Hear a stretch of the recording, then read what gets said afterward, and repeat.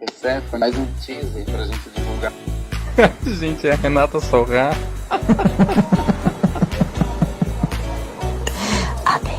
Gente, quando eu vi, eu disse que saudade. Meu Deus. Agora é com a energia dessa mona que eu quero que a gente vá dormir.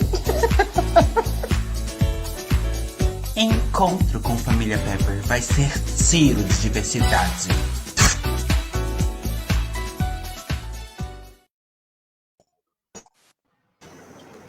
Boa noite, Brasil! Uhul! Brasil! Bem. Olá, boa noite a todas, todos e todos. Boa noite a todas. Com licença, boa noite a todas. Boa noite, com licença.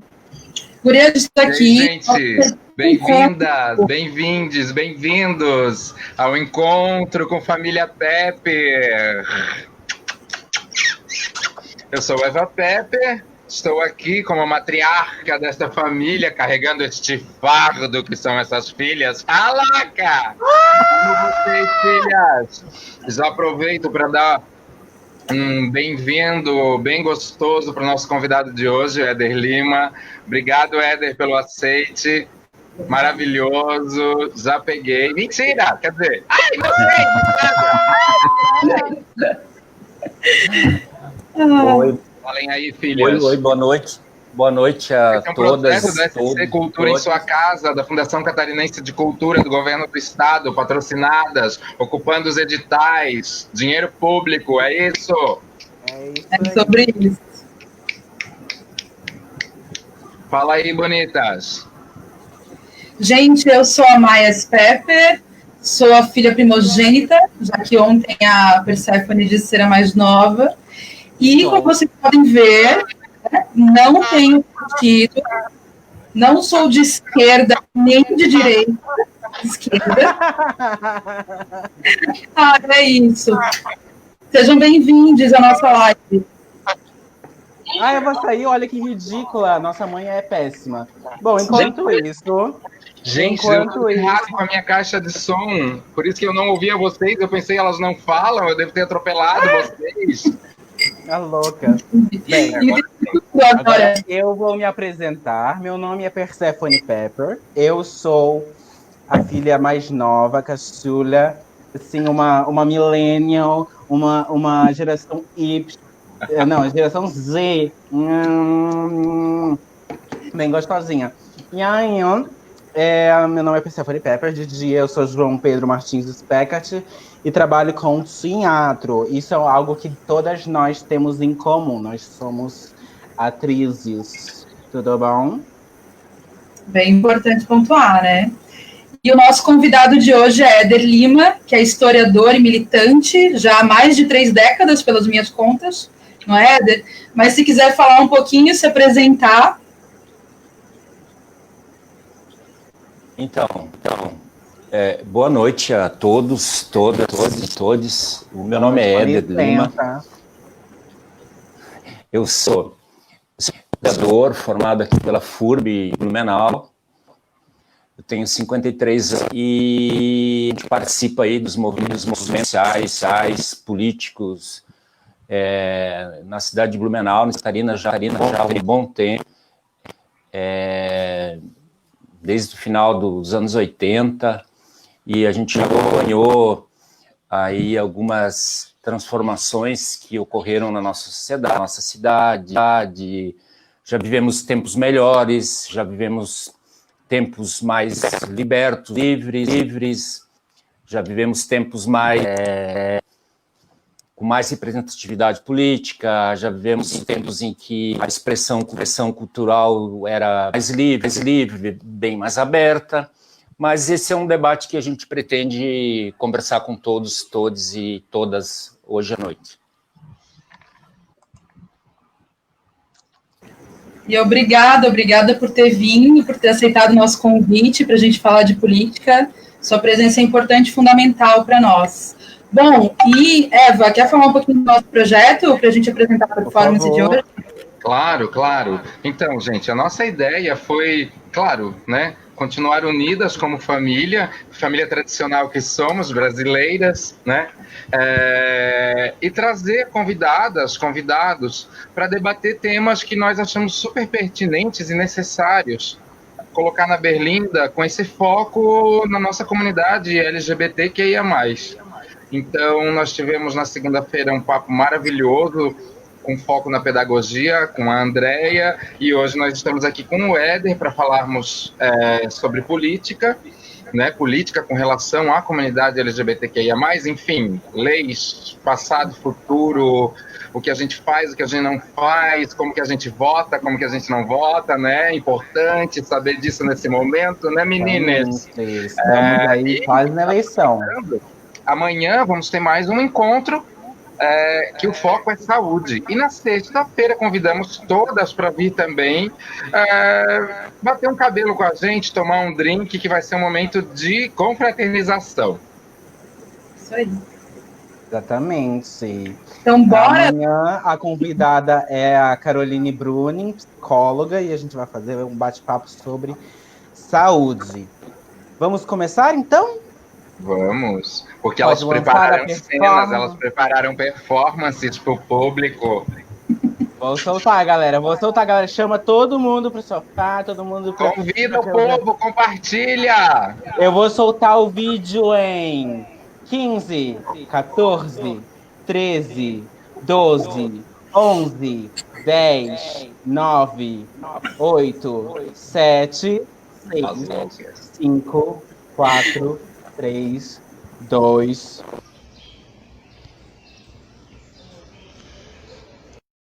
As pulgas sonham em comprar um cão, e os ninguéms com deixar as mesquinharias.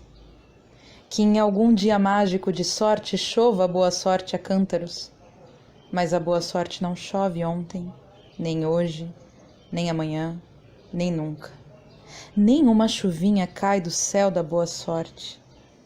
Por mais que os ninguéms a chamem, e mesmo que a mão esquerda coce, ou se levantem com o pé direito, ou comecem o ano mudando de vassouras. Os ninguéms, os filhos de ninguém, os donos de nada, os ninguéms, os nenhuns, correndo soltos, morrendo a vida, fudidos e mal pagos, que não são, embora sejam, que não falam idiomas, falam dialetos, que não praticam religiões, praticam superstições, que não fazem arte, fazem artesanato, que não são seres humanos, são recursos humanos, que não tem cultura, tem folclore, que não tem cara, tem braços, que não tem nome, tem número, que não aparecem na história universal, aparecem nas páginas policiais da imprensa local. Os ninguéms, que custam menos do que a bala que os mata.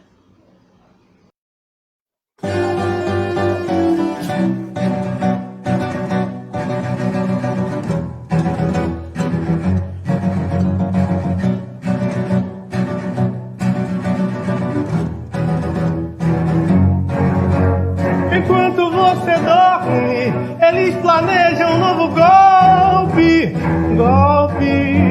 Não armas aos fascistas, eles são falsos moralistas, golpistas.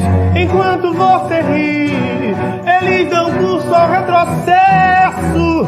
Golpe, conspiram ministérios, eles sustentam privilégios. Golpistas transformam o oprimido em opressor bandido, legislam pela redução da idade penal, reprimem manifestações com militares, iludem livremente em rede nacional. Precisamos falar de política, a todo custo a praça pública a ocupar. Precisamos falar de política, a nossa luta é pela resistência popular. Precisamos falar de política, a todo custo a praça pública a ocupar. Precisamos falar de política, a nossa luta é pela resistência popular.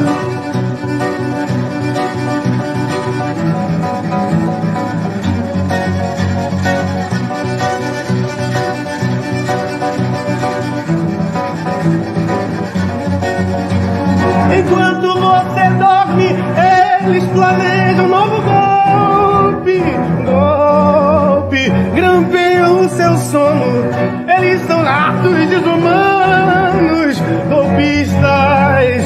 Enquanto você ri, eles torturam seu passado. Golpe, e se você não pensa? E se você não pensa? Os mortos não estão na imprensa. Massacram todo dia pobre nas favelas. Defendem morte como pena pra marginal. Revogam previdências de trabalhadores. Governam para exploração do capital. Precisamos falar de política. A todo custo a praça pública ocupar. Precisamos falar de política. A nossa luta é pela resistência popular. Precisamos falar de política. A todo custo a praça pública ocupar. Precisamos falar de política. A nossa luta é pela resistência. Resistência.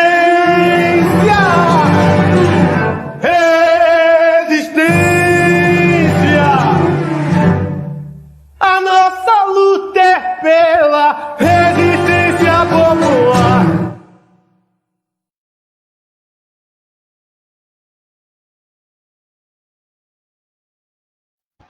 É sobre isso!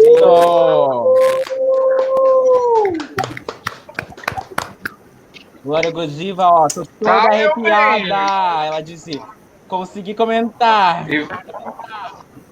Oi, Glória! E vamos falar de política? Precisamos falar sobre política. Éder, Eu já? dá uma letra pra mim? Não, a Maia vai dar uma contextualização da performance dela, não é? Eu só queria agradecer, antes de tudo, a ajuda que eu tive para fazer esse vídeo, que na verdade, sem algumas pessoas ele não teria acontecido. Então, em primeiro lugar, ao Caio Prado, que por Instagram, né, esse músico e compositor brasileiro maravilhosíssimo, dos não recomendados CD o uso da música. Quero agradecer a minha irmã Karina Mastoni, que tirou imagens, né, da igreja, ao qual passamos repressões, né? E também ao Guilherme Trautmann, que editou a primeira parte do vídeo. Enfim, todas manas, muito obrigada. Mas, enfim, assim, né, porque o que me provocou para essa feitura foi uma notícia que eu vi que dizia que os cristãos estão por lutar pela descriminalização da homofobia, né, pelas suas liberdades cristãs de pensamento. E, enfim, muito provocada, assim, por essa notícia que eu escutei, eu pensei em provocar nesse lugar. E, claro, como também a gente trazer a questão que tudo é política, né? O modo como você anda no universo é política, né? Então, eu acho que é nisso que gostaria de tocar, principalmente pedir para o Éder falar. Acho que o Éder já tinha me falado que ia falar da conjuntura política nesse sentido. Então, é por aí. Acho que é por aí. Posso falar, então? Agora. Com certeza. Evidentemente, eu não tenho nem um pequeno percentual da capacidade da pessoa que apresentou antes de mim, mais envergonhado, assim. Então vamos tentar. Eu vou começar com um poema que quase todos conhecem, né? Para mim é a síntese do que significa política, que é do Brecht, né? O pior analfabeto é o político. Ele não ouve, não fala, nem participa dos acontecimentos políticos. Ele não sabe o custo de vida do feijão, da farinha, do aluguel, do sapato, do remédio, depende de decisões políticas. O analfabeto político é tão burro que se orgulha e estufa o peito dizendo que odeia política. Não sabe o imbecil que da sua ignorância política nasce a prostituta, o menor abandonado e o pior de todos os bandidos, que é o político vigarista, pilantra, corrupto e lacaio dos exploradores do povo. Esse poema sintetiza para mim, desde há muito tempo atrás, o que significa a política para a vida das pessoas como um todo. E o conceito originário do termo política, ele vem lá da Grécia Antiga. A sociedade ocidental, o Brasil, o Ocidente, ela tem suas origens nos fundamentos filosóficos greco-romanos, judaico-cristãos. Então, boa parte do que a gente vive hoje é reflexo, tem uma origem, tem algum sentido do que se fazia muito tempo atrás. Então, o termo política, ele tem origem lá na Grécia, há muito tempo atrás, e que se referia a polis. O que é a polis? A polis é a cidade.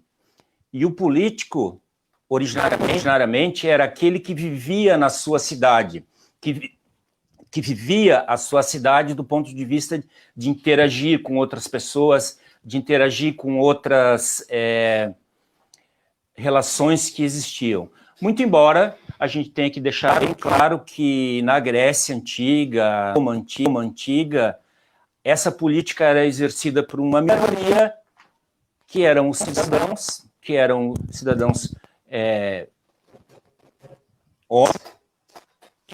tinham bens e que não eram, os escravos não participavam, as mulheres não participavam, os estrangeiros participavam. Mas, enfim, a origem da palavra política vem do termo grego e se refere a cidades. Se refere àquelas pessoas que viviam a cidade na plenitude, tinham a participação das sociais, na cultura, e isso a gente pode transportar para hoje em dia. Então, o que é fazer política hoje em dia?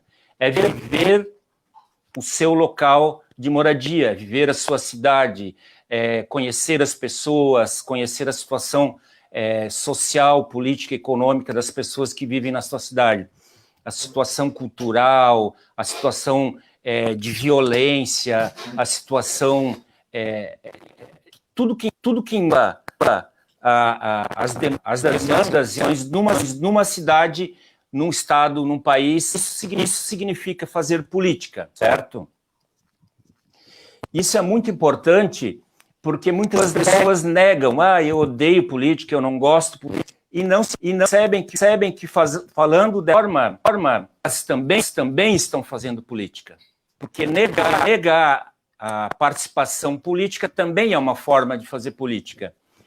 E existe, no sistema capitalista que a gente vive, toda uma configuração social para que a maioria das pessoas não se interesse pela sua cidade, não se interesse pela política, e não se interesse pelo poder, se interesse pela tomada de decisões e, de certo modo, delegue para terceiros que decidam da sua. Então, ter política é importante, e mesmo aquele que faz política está delegando para outros decidirem por si, e muitas vezes decidirem contrários àquilo que ele mais necessita, aquilo que ele tem interesse em seus problemas. Posso continuar nessa linha ou me perguntar falar alguma coisa, acrescentar alguma coisa? Tá bom assim? Eu só queria fazer um adendo. Eu peço paciência para os nossos espectadores e espectadoras que está com um eco na fala do Éder, mas esse problema, enfim, foi inesperado, vai ficar assim, e assim, olhos e ouvidos atentos, né? Porque a gente precisa muito aprender, precisamos falar sobre política. E comentem, viu? Ô João, e se eu tirar o fone? E o fone? Eu não sei se vai mudar alguma coisa, mas pode tentar. Eu acho que a gente deve testar, porque eu acredito que seja isso. Não tem nenhum outro microfone aí que está dando diferença? eu acho que já melhorou. Parece. É que oscila um pouco, mas dá para compreender, né? Dá para compreender. Tem um eco, a gente não chega a perder nada. Posso falar? Claro. Eu tenho uma colocação. Eu quase fiz o texto do Brecht, né? Na entrada desse... Quase, porque eu acho que toda pessoa de teatro conhece esse... Não, vou falar assim, né? Mas a maioria conhece esse texto e eu acho que ele é muito curto e fundamental, né? Para a gente ser tocado pelo que significa a política, né? E qual é a crítica que se tem de quem acredita que não vive politicamente, né? Então, eu acredito que para começar e situar nas provocações que eu trouxe e para também conectar com a tua fala, eu queria colocar, por exemplo, uma situação de discurso, né, que é o que a gente vem vivendo hoje no Brasil, né, um discurso que faz com que algo seja permitido, né, um discurso de ódio, né, que a gente vive hoje através da instância mais alta política que é do nosso presidente, né, e que, por exemplo, como esse discurso, né, que talvez muitas pessoas pensem que isso não seja política, porque não de fato corresponde a uma ação que muitas pessoas acreditam que seja política, né, sendo que o discurso também é, acho que a gente já tem essa noção, para algumas pessoas isso não é muito evidente, né, mas como isso também é político, né, como essa permissão que é vinda de um poder, ela faz com que o ódio à população LGBT, por exemplo, continue, né, porque assim, sempre houve, né, mesmo nos governos mais progressistas, mas como hoje no Brasil a gente vive, esses discursos, eles movem essa micropolítica do indivíduo, né, no sentido de poder promover ainda mais ódio e ações que vêm até aos extremos, como a gente conhece, são números de assassinatos à população LGBTQI a mais, por exemplo, né. A gente comenta assim, tá tudo liberado, liberou a violência, liberou, né, abriram os portões da barbárie, e claro, principalmente contra minorias. Exatamente. Deixa eu retomar aqui, se tiver algum problema de áudio, vocês me dão um toque, eu tiro o fone do microfone. Essa introdução, eu tinha programado aqui uma pequena análise de conjuntura do que está acontecendo no país, né? Nós estamos, a partir do que ocorreu em 2016, uma presidenta legitimamente eleita pela maioria da população foi retirada do seu mandato por um golpe parlamentar que abriu espaço para que no Brasil os piores representantes da classe política tomassem o poder. A Dilma, até hoje, não se comprovou absolutamente nada contra ela, pelo contrário, nem acusada, nem denunciada ela foi. Uma presidenta que poderia ter alguma dificuldade no trato das pessoas, mas do ponto de vista da gestão, do comprometimento e da honestidade, nunca houve nada que a desabonasse. A partir do golpe de 2016, a gente viveu uma conjuntura em que houve um desmonte políticas públicas que vinham sendo implementadas a partir da Constituição de 1988. Eu não acho a Constituição de 1988 a melhor coisa que existe no Brasil. Era uma Constituição, como é chamada, e se essas políticas que estavam lá descritas tivessem sido implementadas, a gente poderia estar numa muito melhor. Ocorre que, a partir do golpe, se abriu os portões de toda a barbárie que existe no Brasil, e voz e vez para um bando de gente desqualificada e, acima de tudo, gente que não tem um mínimo de humanidade, que não consegue olhar para o outro, para outra, e reconhecer nele uma cidadã a participar efetivamente da vida coletiva na cidade, no Estado, no Brasil como um todo. E o auge desse movimento tirou a Dilma do poder e as portas para o que de pior existe na política brasileira, foi a eleição do Bolsonaro em 2018. A gente tem que dizer o tempo todo, com todas as letras: Bolsonaro é um fascista, homofóbico, racista e o que de pior existe na política brasileira. Viveu 30 anos no Congresso, do baixo clero, trouxe a família toda para a política, e a única coisa que ele soube fazer nesse período antes de ser presidente foi arrumar a vida da família como um todo. Todos os filhos estão na política, há denúncias de desvio de recursos públicos, corrupção, de depósito de valores não esclarecidos na conta da atual esposa do presidente. Então, o que de pior existe na política está hoje no poder do Brasil. Com todos os slogans péssimos, né? Tipo, acabou a mamata. Ai, que dor, que ódio. Ou a declaração de que acabou a corrupção. Na semana seguinte, um escândalo de corrupção que emerge. E então, e o que é pior para nós, câmera aqui. O que é para nós é que esse discurso do presidente Bolsonaro, afinal, ele é o presidente, não adianta a gente ficar dizer que ele é fascista, racista, homofóbico, envolvido em denúncias, mas enfim, é o atual presidente. Esse discurso do Bolsonaro legitima nosso parente, legitima o cara que está andando na rua, legitima o curso das pessoas que convivem com a gente no nosso cotidiano. Se o presidente pode, eu também posso. Né? Claro. Eu nunca imaginei. Eu posso, eu e podemos afirmar que a gente viveu tempos melhores nesse país. Eu nunca imaginei que em 2020 a gente ia discutindo sobre a efetividade ou não de uma vacina. Eu nunca imaginei isso.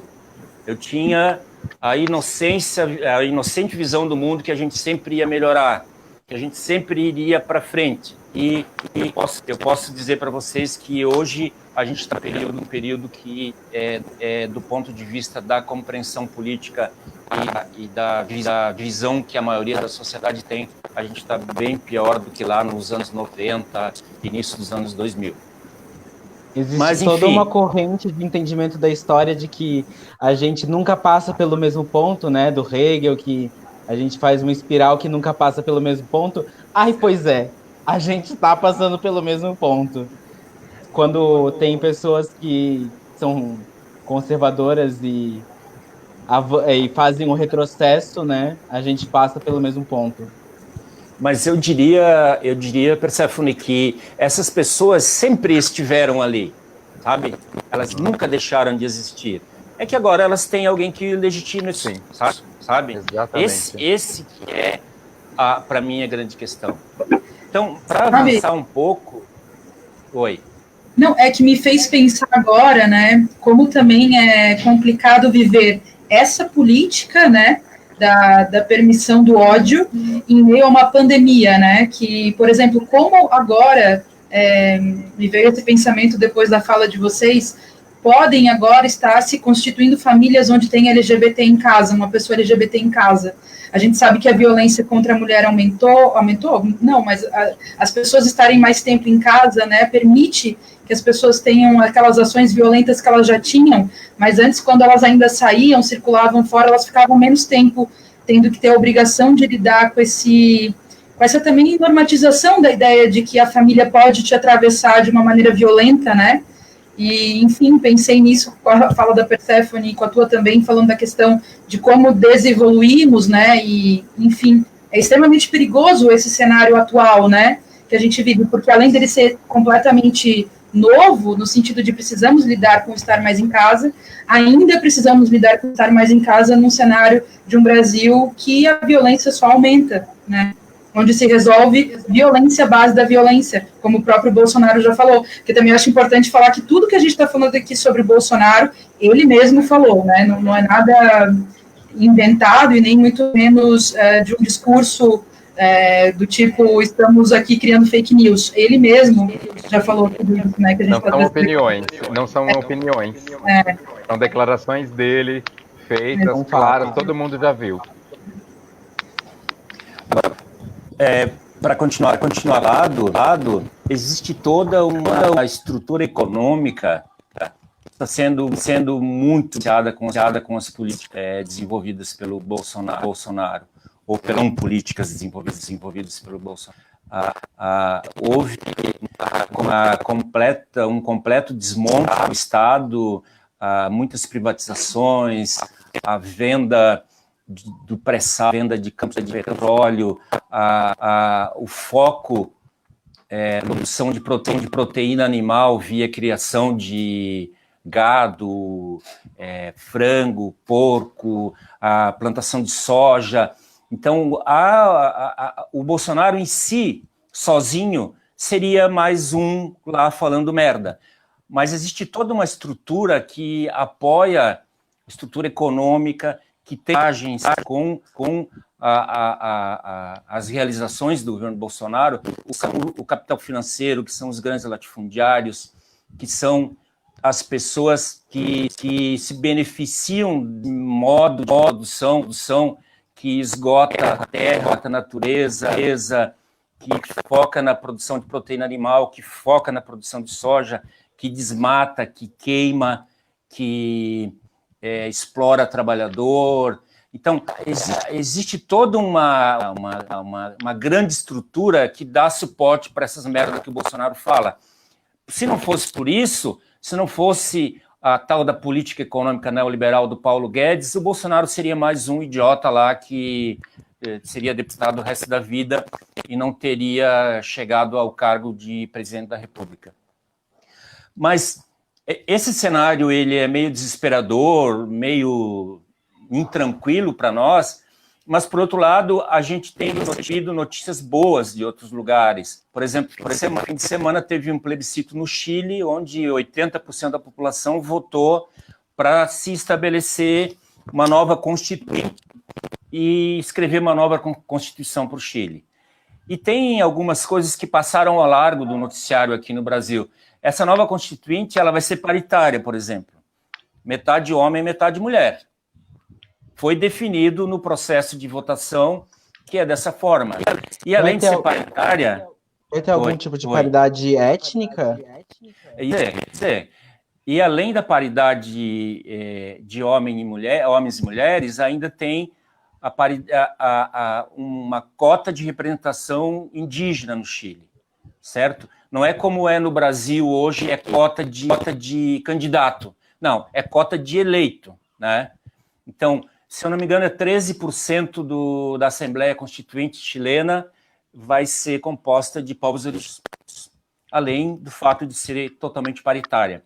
Então, tem ventos de mudança.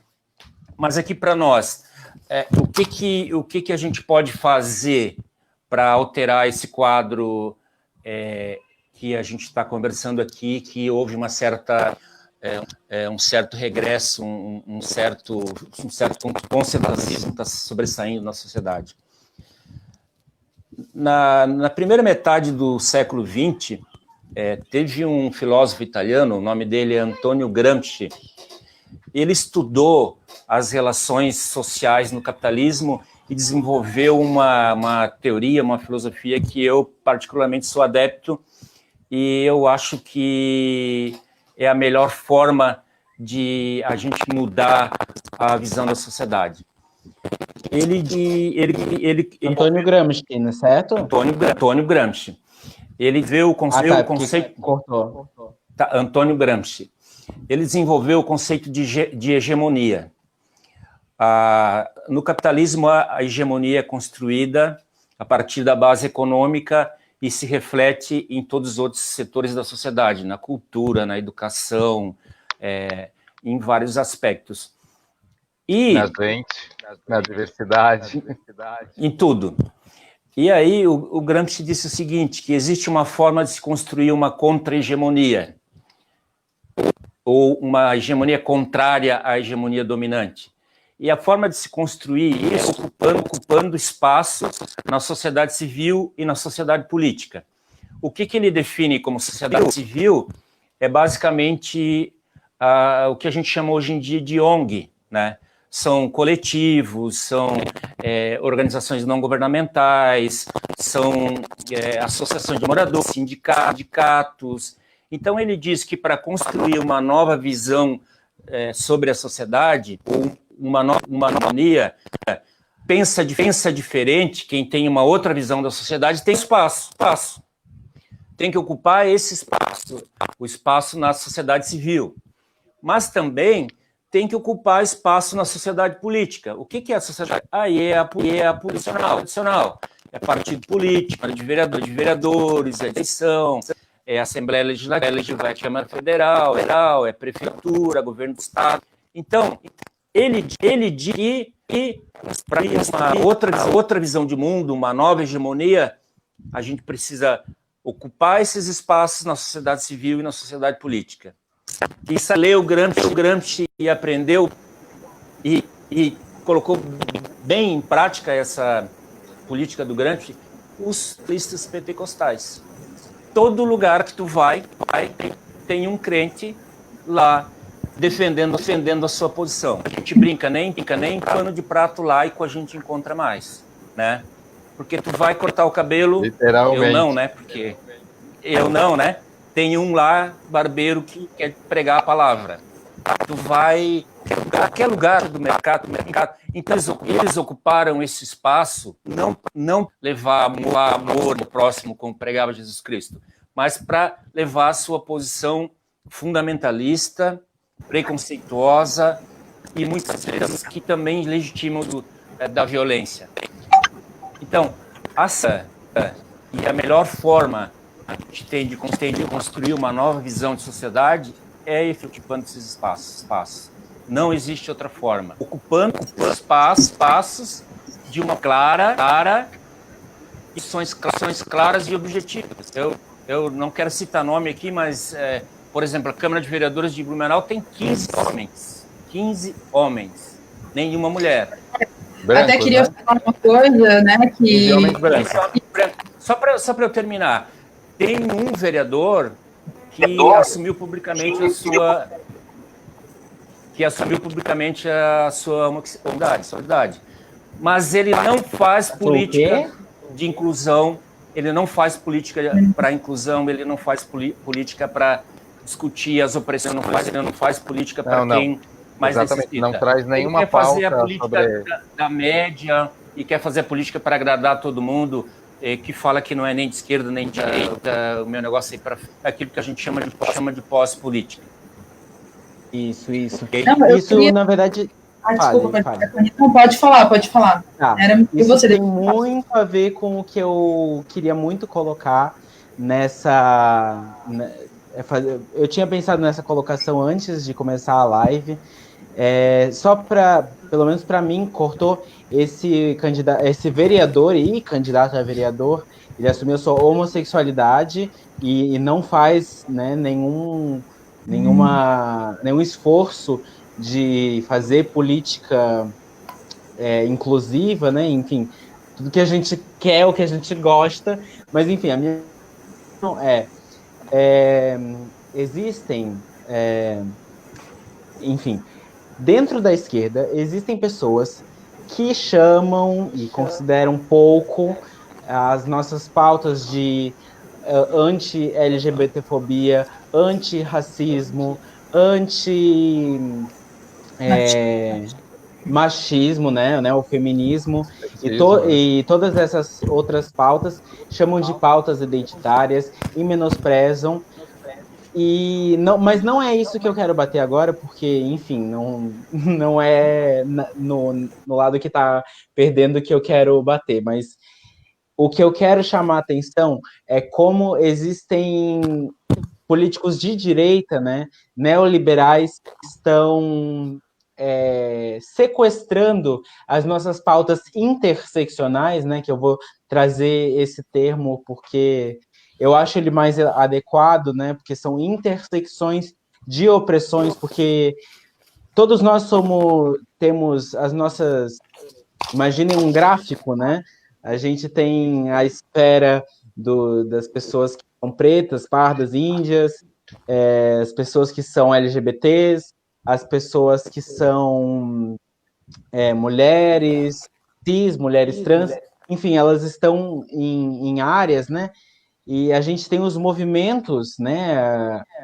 Pela libertação, pela emancipação e pela conquista de direitos dessas pessoas, né?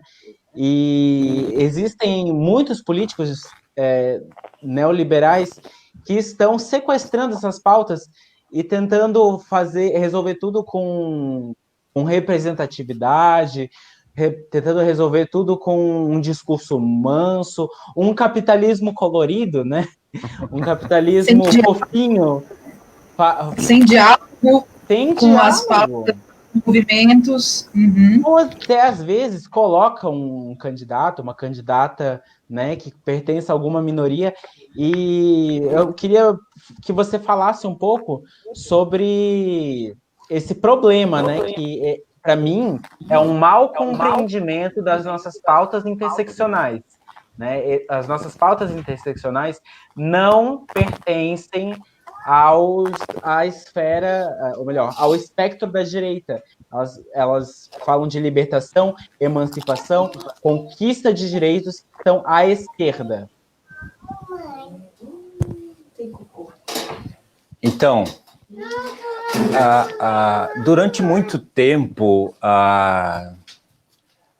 e ainda tem alguns resquícios em parte da esquerda, durante muito tempo, se levou em consideração somente as pautas econômicas no debate da esquerda.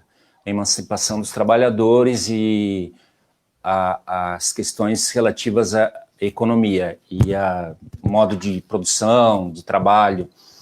Ocorre que, no Brasil, especificamente, numa análise de formação da classe operária brasileira, né, numa análise de formação dos trabalhadores no Brasil, se verificou que a grande massa trabalhadora no Brasil, a grande massa oprimida no Brasil, ela tem raça, ela tem cor, ela tem gênero, ela tem sexo, ela pode ser fragmentada nessas opressões que a gente procura debater. Então, a resolução dos problemas sociais do Brasil, ela não vai ser só do ponto de vista econômico, ela tem que ser também do ponto de vista de combater o racismo, do ponto de vista de combater o machismo, do ponto de vista de combater a LGBTfobia. Então, isso é um discurso muito novo na esquerda, de 20 anos para cá, que a esquerda passou a incorporar essas pautas a partir dessa análise de conjuntura que os oprimidos no Brasil, além de serem oprimidos do ponto de vista econômico, eles são também oprimidos do ponto de vista de outras questões que a gente levantou aqui. Mas, por outro lado, também os nossos, eu diria adversários, porque eu considero a direita representa a direita necessária na política e no modo que eles veem a sociedade. Os nossos adversários procuram, como a Perséfone bem falou, sequestrar a nossa pauta e fazer com que ela seja mais palatável, transformando aí numa espécie de liberalismo para tudo. E, do nosso ponto de vista, isso não resolve os problemas. Eu fico muito ainda hoje, depois de ter passado muitas eleições, eu fico muito triste, muito decepcionado quando eu vejo uma candidatura trans no partido da Igreja Universal, no partido da Bolsonaro. Eu não consigo admitir isso. Né? É um sequestro de uma pauta que... E pior, as pessoas não têm uma noção que podem até votar numa mulher trans porque gosta dela, porque gosta da pauta dela, mas devido à forma como se elege vereador, tu vai acabar elegendo o passeja com o voto da mulher trans, sabe? É muito sujo então, isso, né? É um golpe, é um É. jogo muito sujo. Muito sujo. É um jogo mujo, é um golpe, efetivamente, que, do meu ponto de vista, nada é totalmente planejado para conseguir votos e também para dar uma limpada na barra dessas candidaturas que são completamente homofóbicas, que são completamente Excludentes, né? excludentes e se vinculam a um fundamentalismo religioso que diz que a gente perdoa o pecador, mas abomina o pecado. Né? E não é esse tipo de política que a gente... Desculpa, eu tenho que rir, porque essa é péssima. Eu ouvi isso de parentes já, que são evangélicos. Isso. Qual é a Não, lógica? isso é da igreja. Né? Qual é essa lógica? Isso é o discurso da igreja. Eu falo igreja aqui porque é quem está dominando a política, sabe? Eles ocuparam os espaços... Debate né? Religião. Fica para a próxima, né? A gente tem que falar sobre isso, né? Isso. Super importante. Mas enfim... Preciso falar sobre religião. O fato, como o Bertolt Brecht falou naquele poema que vocês conhecem, o pior são as pessoas que negam a debater política e participam de um processo eleitoral de uma forma não totalmente esclarecida e votam tem uma conversa legal e acaba elegendo um cara que defende massacre de pobre, né? Mas, enfim, a questão central é que em toda a história da humanidade sempre houveram lutas, sempre houveram debates, a gente doou sangue, suor, lágrimas, para a gente chegar onde a gente está hoje, né? A gente não pode nunca esquecer que até um pouquinho mais de ser Brasil, ser negro era ser uma pessoa de segunda classe, era ser escravo. A escravidão no Brasil foi formalmente abolida no final do século XIX. A gente não pode esquecer nunca que até a década de 30, mulher não tinha direito a voto no Brasil. Nem voto, nem ser votada, né? A gente não pode esquecer que até 1988, quem era analfabeto não votava. Isso tudo faz com que o voto ele seja universal no Brasil há bem pouco tempo, sabe? Mas o central disso é que todas as conquistas que houveram ao longo dos tempos, seja do ponto de vista econômico, do ponto de vista dos trabalhadores, do ponto de vista da redução da carga horária, do ponto de vista da garantia de salário, do ponto de vista da garantia do direito, sempre foi muita luta, sempre foi com muito sangue, sempre foi com muito suor. E o movimento LGBT, mas não vai ser diferente. Tem que ter muita luta, sim, tem que ter muita organização, sim, tem que ter ocupação de espaço, sim.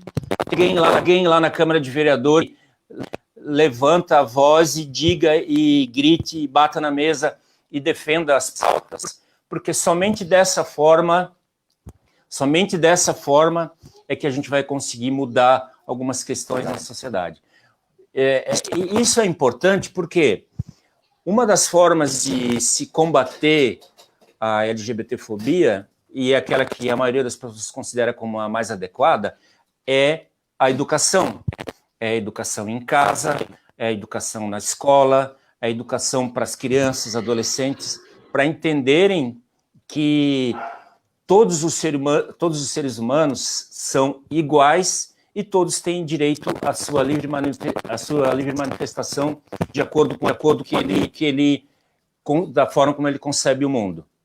Todos são iguais, menos os fascistas, né? A gente não tolera intolerante, a gente não tolera fascista, porque eu não posso tolerar alguém que quer me matar, eu não posso tolerar alguém que quer me excluir. A gente tolera quem é tolerante. Exatamente. Formas de pensamento e todas as formas de todas as formas de vida. Mas eu estou falando de ocupação na política porque em 2016 teve uma votação na Câmara de Vereadores, eu acompanhei, eu estava lá, que era a discussão sobre incluir o debate de gênero no plano de educação. Teve pouquíssimos vereadores que votaram a favor de incluir o debate de gênero na de educação. E aconteceu isso ali que eu acho um dos mais absurdos possíveis. Algum vereador foi lá e digitou lá no texto a palavra gênero por outro nome. E daí, na parte de questão escolar, tinha gênero alimentício também substituído. A pessoa que fez essa operação no trabalho de ler o texto, sabe? É um absurdo. Muito embora a gente saiba que no judiciário todo esse debate esperado, já considera o debate de discussão de questões de gênero completamente constitucional, e as leis que vieram e tentar esse debate foram todas consideradas inconstitucionais, foram derrubadas. Mas ainda, volta e meia, a gente tem que responder no Facebook, tem que responder pessoalmente sobre vocês querem que o meu filho aprenda que mais menino nem menina, e que está tudo liberado, e hoje ele é um menino, amanhã se ele quiser ser toda aquela bobajada que vocês sabem, ainda de vez em quando a gente tem que debater, tem que responder. Por isso é importante a ocupação dos espaços na política, seja ela na sociedade, seja ela nos espaços de poder. Porque enquanto a gente não... Que enquanto algumas pessoas lavam as mãos e dizem que não querem o lá está bem organizadinho, tem candidatura, vai eleger vereador e vai continuar essa pressão e vai continuar essa política, vai negar o direito ao debate. Eu tenho um filho de 15 anos, ele está terminando agora o 9º ano. Na escola municipal que ele estuda, tem um programa de conscientização, vamos chamar assim, contra bullying, contra saudáveis. Tudo isso a escola processo.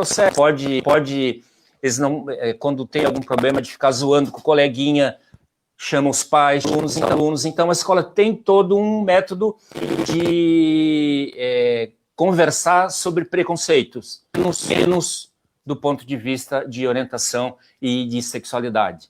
Isso ainda é um tabu na escola, ainda não é debatido. Se algum pai levanta essa questão da reunião escolar, vem mais uns lá que vem com aquela história de novo de ideologia de gênero.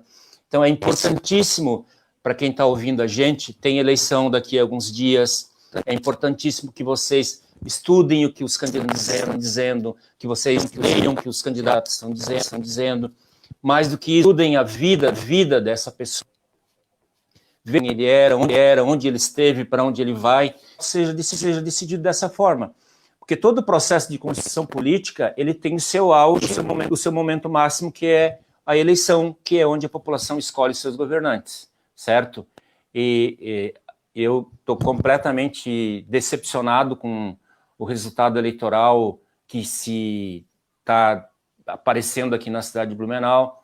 As pessoas querem manter o atual estado de coisas, um prefeito fundamentalista religioso, né? A alternativa a ele não é muito melhor. Então, a gente tem que debater, tem que se posicionar. Eu sou de esquerda, voto em candidatura, porque eu entendo que é melhor de ver o mundo, de ver a realidade. E depois, se alguém quiser me mandar para Cuba, aproveita e me manda a passagem também, ida e volta, porque eu quero ir e voltar, ficar só, sabe? Debate, a gente tem que superar, tem que ir os passos para proporcionar uma melhoria na qualidade de vida de todos e também a redução das questões e da violência. Sobre isso. Bom, gente, eu queria só falar uma última percepção que eu tenho, que a tua fala sobre o Gramsci me lembrou que se fala muito hoje em pensamento decolonizador, né? E a minha percepção é de que a população LGBTQIAP+, ela está nesse pensamento decolonizador há muito tempo, até mesmo um pouco antes, talvez, do que muitas pessoas que botaram isso no papel, como Deleuze, enfim, eu tenho essa percepção porque eu estou nessas pesquisas agora, nesses estudos, assim, e, enfim, eu acho que isso é importante de se falar. E aí o discurso vira ao contrário, né? Que se você não gosta de política, provavelmente você é uma pessoa cis, branca, hétero, que, né, se encaixa já num padrão que alguém te representa muito fácil. Agora, a população LGBT, as pessoas pretas, as pessoas indígenas, enfim, elas não são fáceis de ser representadas e não para por aí a necessidade política da própria existência. A sobrevivência é muito mais impactante, né, é cotidiana. Então, a população, essas populações todas, e aqui agora especificamente a LGBT, QIAP+, ela já vive esse pensamento decolonizador, mas é importante falar assim, para estar ocupando esses lugares, e porque às vezes é muito difícil, né, porque é tanta sujeira que a gente acaba perdendo até a fé, para falar a palavra mais, mas a fé no sentido de acreditar até no próximo, né, na próxima, no próximo. Mas, enfim, eu acho que é sobre isso também, né, sobre como temos esse caminho inverso para a população LGBT. Vamos ocupar. É sobre isso. É sobre isso. Na verdade, só para complementar, a gente tem que ocupar porque muitas vezes eles são machistas, são homofóbicos, justamente para excluir. E aí, a maior prova de capacidade é ocupar e existir. Não importa, eu vou ficar aqui, eu tenho direito de ficar aqui, vocês vão vir. Né? Não é um ambiente sujo, é um ambiente machista, é um ambiente violento, é um ambiente homofóbico, mas infelizmente é ali que está o poder. É ali. Eu digo sempre o seguinte: às vezes a gente passa uma praça pública com um megafone fazendo discurso para 30, 40 pessoas. E essas pessoas que estão no poder têm lá um canhão para falar para a cidade toda. Sim. E são muito mais ouvidos que todo o movimento que a gente faz. Não podemos desqualificar nem desmerecer o movimento. Temos que ocupar o movimento, temos que estar no movimento, claro. Mas também não podemos menosprezar a ocupação da política tradicional todo. Por isso, né, que eu acho que é tão mais fácil dominar e exercer o poder sobre o padrão, né? Sobre todos iguais, pensamentos iguais, comportamentos iguais. É muito mais fácil ter essa dominação sobre uma massa do que sobre uma diversidade que está dialogando, que está colocando suas ideias, sendo estimulada ao diferente. Então é muito mais difícil controlar o diferente. Pessoal, a gente vai encerrar a nossa live daqui a 1 minuto e meio. Eu ia perguntar se a gente topa esticar. Por mim, vocês topam esticar? Participação do público, né, se as pessoas tiverem dúvida. Claro. Que a gente tem alguns comentários que vale a pena a gente trazer à tona, né? E só falando sobre antes, ocupar, educar e existir, né? E resistir. Agir e agir. Eu vi um pensamento de um esquerdista que eu sigo, que é comunista, gramsciano, que ele falou assim: olha, eu já estou um pouco incomodado com a questão da esquerda reflexiva. Está na hora da gente ser a esquerda que age, né? Que tem ação. Exatamente. E eu tenho muita fala dele. Foi uma bronca, assim, que nunca ninguém me deu. Foi pela rede social, né? Foi agora na quarentena, mas foi extremamente necessário. Eu acho que é legal replicar aqui, assim, né? Temos que resistir, sim, mas resistir, às vezes, só isso não muda o mundo, né? A gente tem que agir também, acima de tudo, né? Claro. Eu vou começar a colocar os comentários. Mas sim. Só para aproveitar, porque nós vamos postar depois no nosso Instagram, quero deixar aqui no finalzinho dessa 1 hora, a primeira, então, agradecimento ao edital SC Cultura em sua casa, que é por ele que nós estamos aqui podendo dialogar, conversar, trazer o nosso close e estar dialogando com vocês sobre tudo isso. Obrigado, Éder, de novo, mas seguimos aqui. Vamos lá, vamos ver os comentários. Quer ler? Sim, vou ler. Política como espaço que não exclui e nem impede a existência de quem é e faz diferença. Potência de vida comum, vida em coexistência e em cofelicidade. Arrasou. Exatamente. Se a política não deveria... Desculpa, Maia. Não, eu até me lembro de uma fala, acho que a Eva vai lembrar, do Juca Rodrigues, que ele foi na carona, conversou sobre o que era política, né? E ele explicou muito bem, falando que é como se fosse uma equilibrada, onde uma pessoa bota o som alto e a outra também tem o jeito dela de ficar em silêncio, assim, né? E acho que é sobre isso, assim, somos todos iguais, sim. Somos iguais porque somos diferentes. Isso é extremamente complexo, parece um slogan, né? Parece uma fala fácil, mas a singularidade é algo muito difícil, até para os filósofos de entenderem o que é essa singularidade da existência. Porque nós somos todos iguais perante a um olhar, né? Mas a um olhar da própria democracia, mas nós temos existências que são extremamente complexas, né? E isso tudo deveria ser acordado através do diálogo, né? E não de outra coisa. Enfim. Botei mais um. Às vezes eu vou ler, parece então. que... Leia, Perséfone. Vai, Perséfone. Tá bom. Às vezes, parece que o país é governado por empresários. E os líderes políticos e religiosos, na verdade, são como uma que serve para arrebanhar as pessoas e colocá-las para girar a moenda, além de passar leis e culturas que favorecem esses empresários.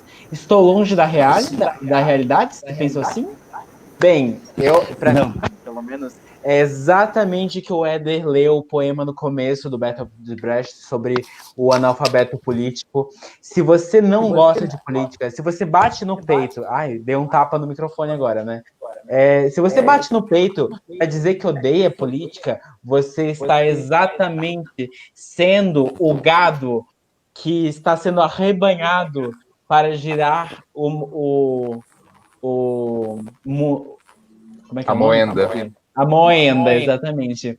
Glória, você não está longe da realidade. É sobre isso.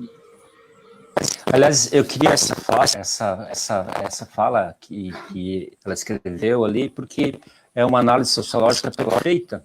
É isso mesmo, é exatamente isso que acontece na sociedade. Até uma análise sociológica tem condição do existe uma classe dominante que são os grandes empresários, os bilionários. Não é o dono do mercadinho ali da esquina, não. Esses grandes empresários, esse poder político e econômico, eles têm uma classe política que serve a eles, eles têm os meios de comunicação que servem a eles, e eles têm a produção cultural que serve a eles. Sabe? Essa gente, a gente nem sabe quem é, eles não andam no mesmo ônibus que a gente, não andam no mesmo avião que a gente, não compram no mesmo supermercado que a gente compra.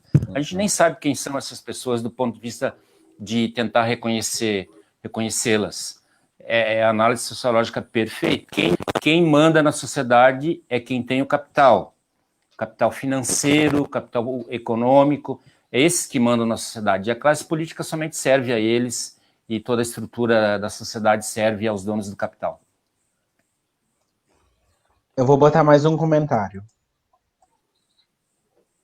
E você que está aí, bonita... Opa! Fiquei louca. Se você está aí, 7 pessoas aí assistindo, comente. Vamos esticar esse diálogo, tá? Eva, você quer ler? Leio. Maias? Eu posso ler. Assim, não será o pastor que falará pela trans caso ela seja eleita, né? Estávamos falando com relação a quem acaba sendo eleito quando eles ordinariamente, maldosamente, sequestram pautas para a direita, né? O pastor pode ganhar quórum, mas a ovelha desgarrou e mostrou a diferença. Política e religiosidade podem ser para todos, mas religião é discussão complicada, como disse Maias. Política, não.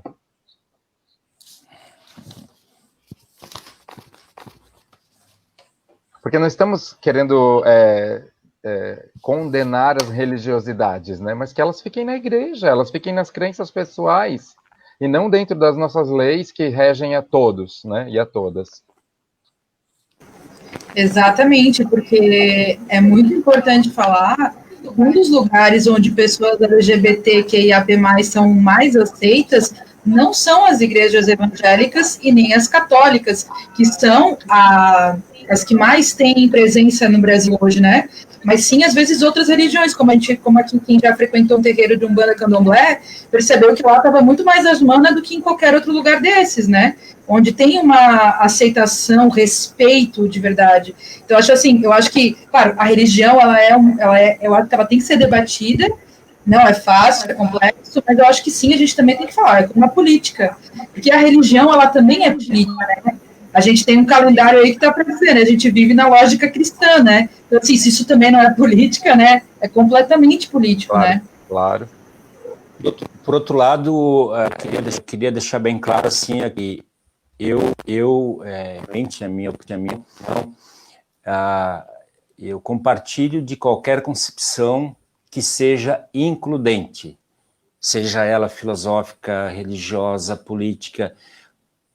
Quando uma concepção de mundo ela exclui o diferente, para mim não serve, sabe?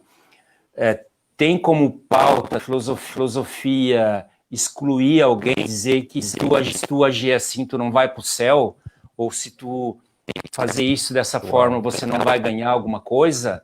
Isso é exclusão, isso é tentar colocar as pessoas em um molde, em uma caixinha, que só vai ser recompensado se estiver dentro daquela caixinha.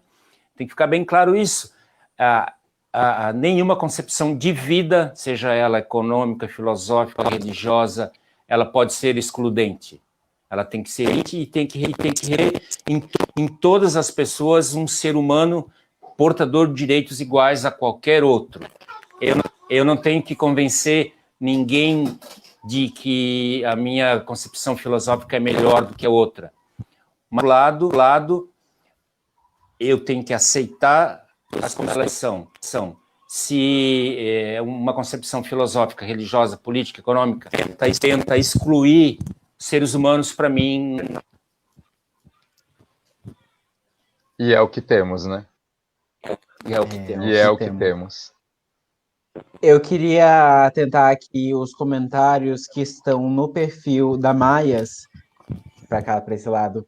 Não estão aparecendo para mim, mas aí agora eu abri o Facebook, fui abrir a live no perfil dela, e aí eu vou ler os comentários que estão no perfil dela. Fabiane Gabriela Lubian Marques disse: a falta de consciência de classe também afeta a nossa base. A formação de uma persona social colonizada é um projeto que precisa acabar. Nossa, gente, a Fábio morou comigo. Tá certíssima, né? Certíssima. Chega de aderirmos à colonização como se fosse algo normal, né? A palavra normal já entre nós é super problemática, né? Exato. Exatamente. Aí a Rosane Magali Martins disse: ação, revolta, revolução. Exatamente. Revolução. Exatamente. Revolução. Fujimoka Lindsay Bergson Thaís. Gente, que nome incrível. Importante é praticar os que somos seres de direito. Eu acho que eu li errado porque é escrito errado. Importante é praticar o que somos seres de direito. Ninguém pode agredir ninguém, independente das convicções existentes. Uma Constituição, não podemos perder direitos. Eu não entendi direito. Eu entendi tudo. Mas não podemos perder direitos.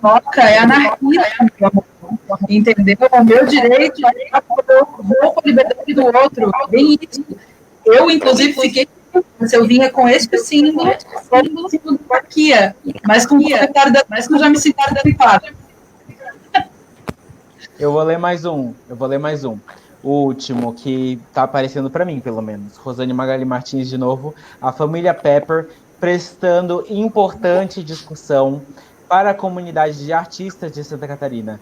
Não existe arte e liberdade num Estado fascista. Temos que ter lado. E o lado do centro e da direita é apoiar nossa extinção e morte. É exatamente isso. É sobre isso. Estamos aqui ocupando esse espaço, porque senão a gente morre, se não nadar, a gente afunda. E é tão pouco, porque, assim, ó, eles começam, por exemplo, o governo Bolsonaro censurando séries e filmes com LGBTQIA tema, mas hoje a FSA, que é a parte do visual, estão todos conectados entre o discurso, mas que eles não conseguem nem bancar, sabe? Enfim, eu acho que é um desgoverno que a gente já vive há anos, né? Porque eu também tenho só 29 e não posso estar falando do que vem antes. Isso que a Rosane comenta, assim, tá na nossa pele agora. A gente está atravessando aqui com relação ao nosso fundo, não o nosso fundo, com relação à Lei Aldir Blanc, que está trazendo muito recurso de auxílio emergencial para os artistas, para as artistas, e a gente está enfrentando sérias dificuldades aqui para acessar esse recurso, por uma série de questões problemáticas com a administração atual.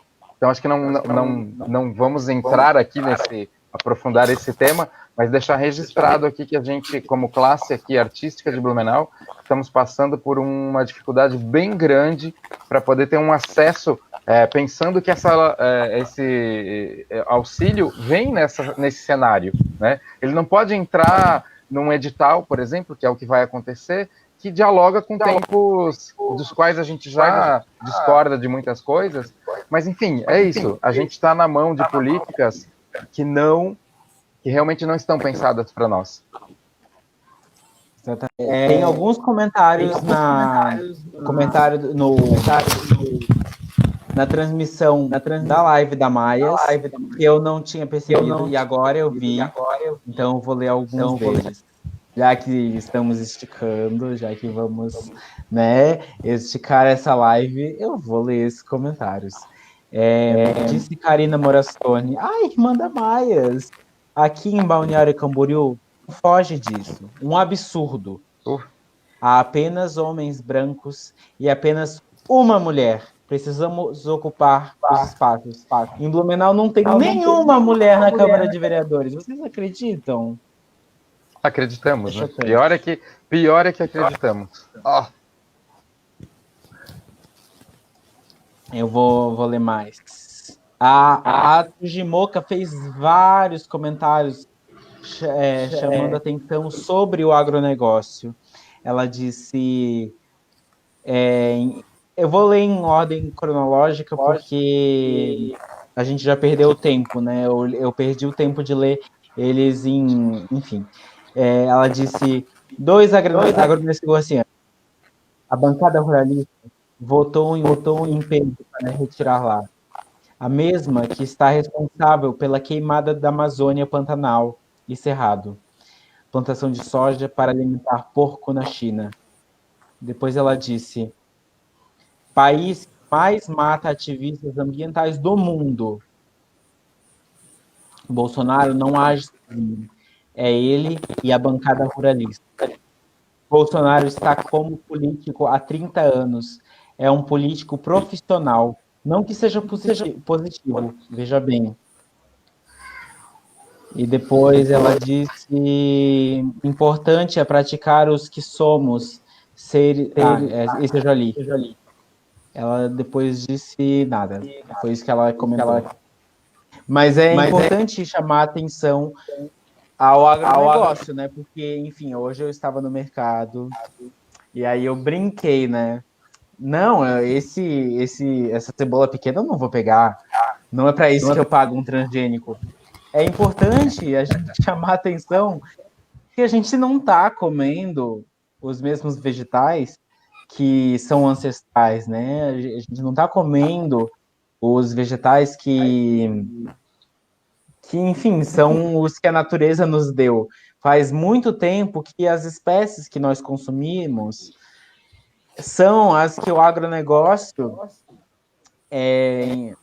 produz, incentiva, exporta, traz para os próprios consumidores internos.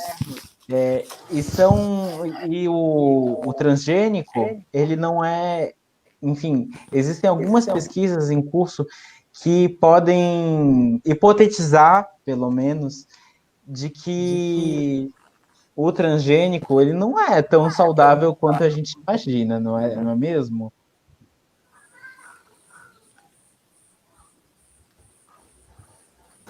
Eu gostei de uma fala que eu ouvi uma vez de estudantes da UFSC, eles eram estudantes de...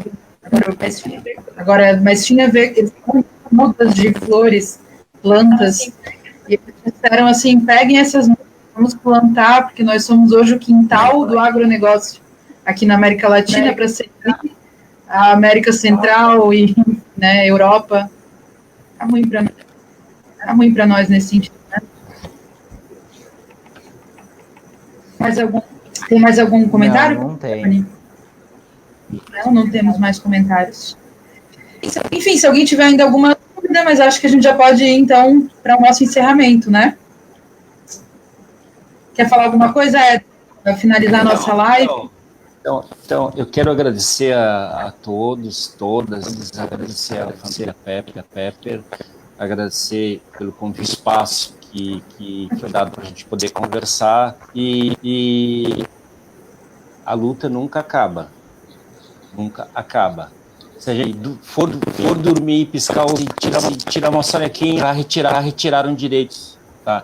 Então isso a gente tem que ficar sempre ligado de olho e sempre ocupando isso que para mim é o mais importante. Obrigado a todos. Boa noite e até uma próxima oportunidade. Arrasou, Ed. Eu quase chorei umas 5 vezes, porque eu sou cafona, porque não consigo ver todo o meu look. Mas, enfim, é isso mesmo. Assim, eu acho que política tem a ver também com se emocionar, mas aí é uma opinião minha. Eu fico muito feliz com a tua presença, foi super importante, e a gente agradece de todo o coração. Muito obrigada aí por ter vindo conversar com todos os nossos espectadores e conosco. Muito obrigada, desculpe se eu dei eco, recebi informação agora que eu dei eco e que eu talvez tenha fugido da pauta. Me desculpe, boa noite, muito obrigada, Éder, muito obrigada ao edital SC Cultura em sua casa, né? Hashtag SC Cultura em sua casa. Sócrates disse obrigada, grato pelo encontro, beijos meus. Eu desejo boa noite para todos os 8 mil espectadores que nos acompanharam até este momento. Que estão conosco até agora. E eu acho que agora a gente vai fechar. Voltem amanhã, voltem sexta-feira, que ainda temos mais 2 encontros, 2 momentos. Voltem. Eu vou colocar... Sobre saúde, meus amores. Tragam suas perguntas. Vou colocar o nosso teaser de novo para terminar. Beijos, amores. Obrigado. Foi mais um teaser pra gente divulgar. Gente, é a Renata Sorrá.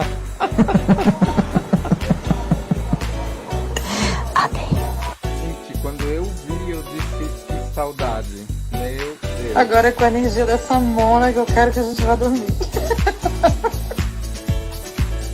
Encontro com família Pepper vai ser Ciro de diversidade.